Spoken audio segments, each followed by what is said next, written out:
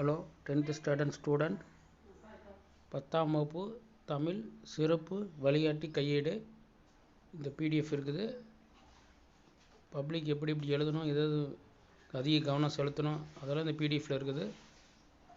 Please listen me. First தேர்வு எழுதும்போது கவனிக்க வேண்டியவை, அதிக கவனம் செலுத்த வேண்டிய பகுதி, அதுக்கடுத்து வினாத்தாள் வடிவமைப்பு. அப்படியே ஸ்க்ரோல் பண்ணுற, அப்படியே ஸ்க்ரீன்ஷாட் எடுத்து வச்சுக்கோங்க. நேர மேலாண்மை கொடுத்துருக்காங்க. முக்கிய வினாக்கள் இதில் இந்த இயல் வைஸ் ஒவ்வொரு இயலும் என்னென்ன முக்கிய வினாக்கள் எல்லாம் கொடுத்துருக்குது.